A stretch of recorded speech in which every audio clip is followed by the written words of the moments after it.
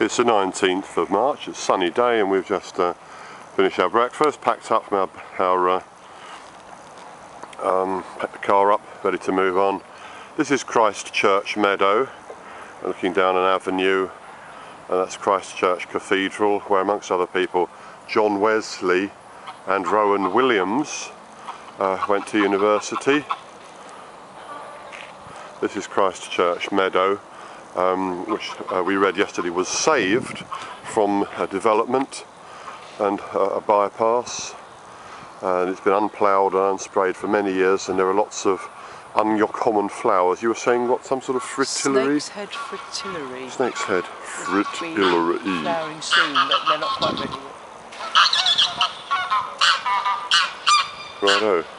One of the great things about Oxford, of course, is that it's on the River Thames, one of the most significant rivers in our country. I walked along here with some friends, not this particular stretch, a few years back.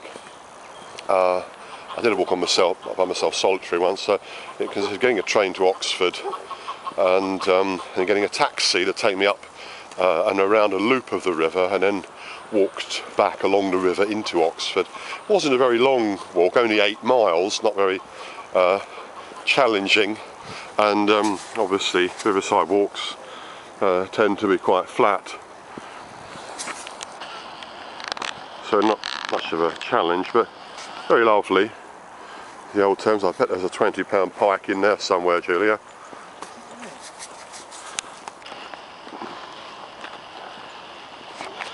One of the things about Oxford is because it's far enough away from London to be independent, but near enough to communicate.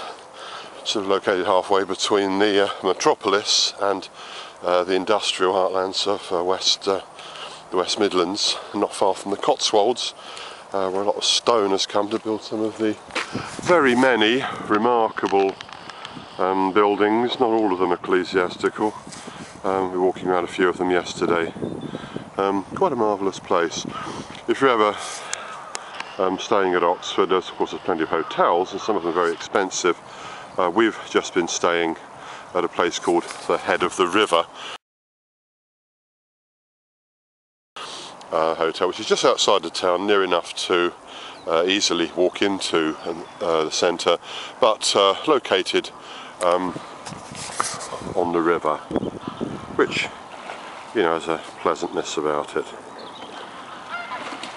Anyway, so here we are, on the side of the Thames.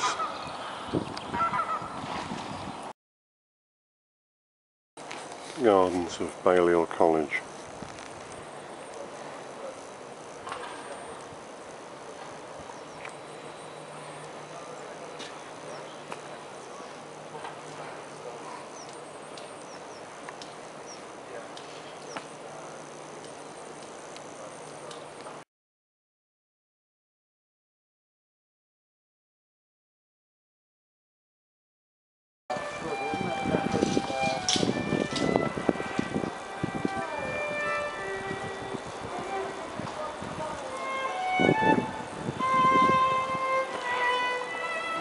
Apart from some astounding architecture, you get a better class of busker in Oxford.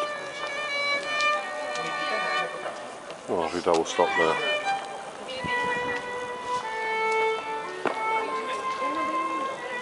This is the Radcliffe camera, amazing piece of architecture. I think it's Christopher Wren.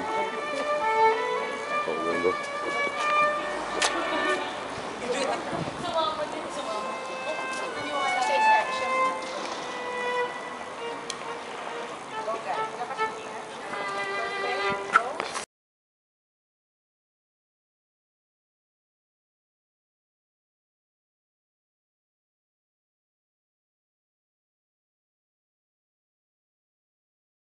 See a Bodleian library we just come through, which can't go inside the actual books. This is the back of the Sheldonian. I came here 3 years ago to see a performance of C.S. Lewis's opera Perilandra. Sounds there's a musical. What's it going on?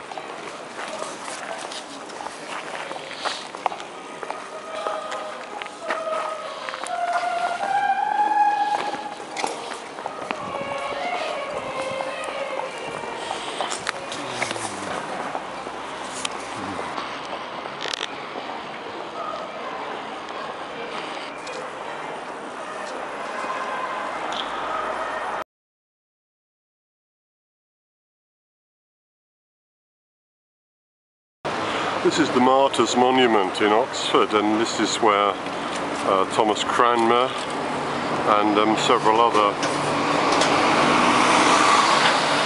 heroes of the English Protestant Reformation were burned at the stake because of their belief. I'm going to say a lot more about that. I hope those days won't be coming again.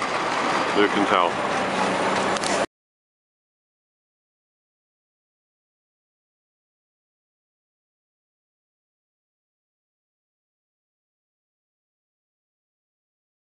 Short distance from the centre of Oxford, just walking along a bit of canal. Some of these narrow boats are parked. Interesting tales to be told. I wonder what sorts of people live in here. Some retired people, some hippies.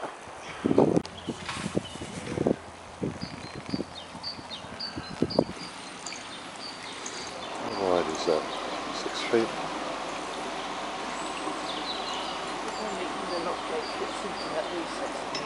Lovely piece of engineering. Yeah.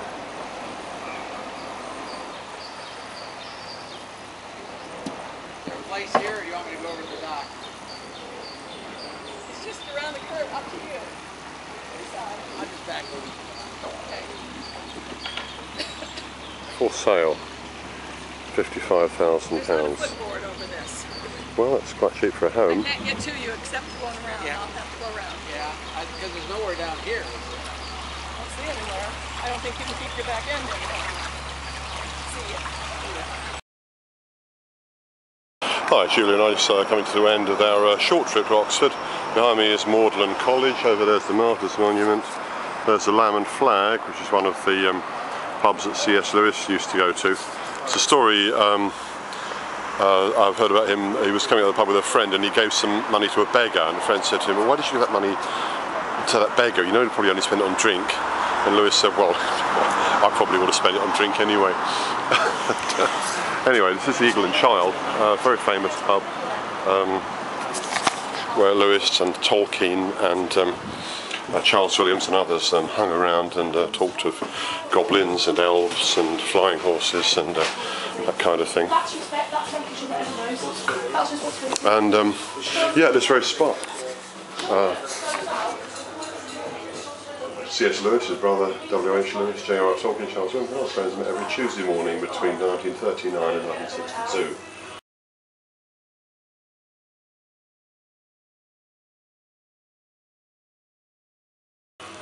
On this very spot, drinking beer, talking about their writing, which became so important. And Professor Tolkien, there's Jack Lewis, my great hero. And yeah, Julia and I are just here having a cup of tea. In Julia's case, and a drop of cider in my case. We just visited the excellent and outstanding Oxfam bookshop next door. We picked up some really high quality books. The Shaker cookbook. Various other odds and bits. Wood engravings. A penguin to do with the 12 Caesars. And yeah, reflecting on the fact yesterday we visited Lewis's grave.